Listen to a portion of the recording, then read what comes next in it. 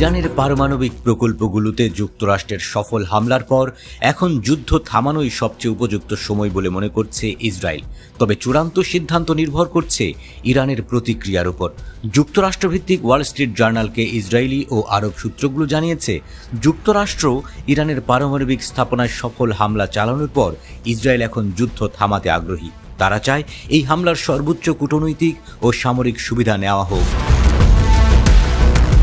Israel বলছে, ইরানের সামরিক স্থাপনাগুলোর উপর হামলা শেষ করতে তারা আরও কয়েকদিন সময় নেবে, তারপর যুদ্ধ শেষের পথ খুলে যেতে পারে। তবে পরিস্থিতি এখনও খুব পরিবর্তনশীল। সবকিছু নির্ভর করছে ইরান কিভাবে প্রতিক্রিয়া জানাবে তার উপর।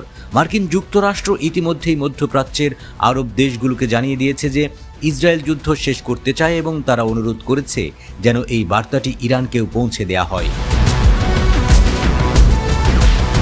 এদিকে তেহরান জানিয়েছে, এই মুহূর্তে তারা যুদ্ধ থেকে সরে আসতে প্রস্তুত নয়, কারণ যুক্তরাষ্ট্র তাদের পারমাণবিক স্থাপনায় যেভাবে হামলা চালিয়েছে তার প্রতিশোধ নেওয়া তাদের কর্তব্য। একজন ইসরায়েলি কর্মকর্তা বলেছেন, যদি ইরান হামলা চালিয়ে যায় তবে ইসরায়েলও পাল্টা হামলা চালাবে, এমনকি তারা আনুষ্ঠানিকভাবে যুদ্ধ শেষ করলেও। এদিকে যুদ্ধ দীর্ঘস্থায়ী করার কোনো ইচ্ছা নেই বলে ইঙ্গিত দিয়েছেন ইসরায়েলের প্রধানমন্ত্রী বেনিয়ামিন নেতানিয়াহু। রবিবার তিনি বলেন, আমরা দীর্ঘস্থায়ী যুদ্ধের ফাঁদে পড়ব না, তবে আমাদের লক্ষ্য পূরণ না হওয়া পর্যন্ত এই ঐতিহাসিক অভিযান থামবে না। গত রবিবার রাত থেকে সোমবার ভোর পর্যন্ত ইরানের সবচেয়ে সুরক্ষিত ফোর্ডো, নাতানজ এবং ইস্পাহানে পারমাণবিক স্থাপনাগুলোতে বড় ধরনের হামলা চালায় মার্কিন যুক্তরাষ্ট্র। এই হামলার নির্দেশ দিয়েছিলেন প্রেসিডেন্ট ডোনাল্ড ট্রাম্প। এই হামলার কোড নেম ছিল অপারেশন মিডনাইট হ্যামার। হামলার আগে আলোচনা করে মূল পরিকল্পনা সারেন মার্কিন ও ইসরায়েলি কর্মকর্তারা। হামলায় ইরানকে বিভ্রান্ত করার জন্য নানা প্রতারণামূলক কৌশল নেওয়া হয়েছিল। কৌশল অনুযায়ী প্রথমে একটি মার্কিন সাবমেরিন ইস্পাহানের লক্ষ্যবস্তুর দিকে 24টির বেশি টোমাহক মিসাইল ছুড়ে।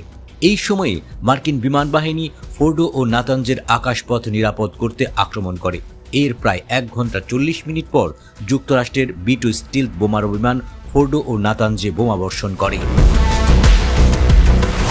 মার্কিন সেনাবাহিনীর শীর্ষ কর্মকর্তা জেনারেল ড্যান কেইন জানান, ইরানে মোট 14টি বাংকার ব্লাস্টার বোমা ফেলা হয়েছে। প্রতিটি বাংকার ব্লাস্টার বোমার ওজন 13.6 টন। এগুলো বিশেষভাবে ফোর্ডের পারমাণবিক স্থাপনাকে ধ্বংস করার জন্য তৈরি।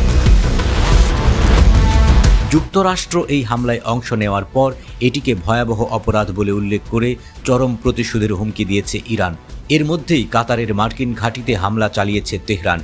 মধ্যপ্রাচ্যের বিভিন্ন দেশ থেকে মার্কিন ঘাঁটিগুলোতেও ইরান হামলা চালাতে পারে বলে গুঞ্জন রয়েছে।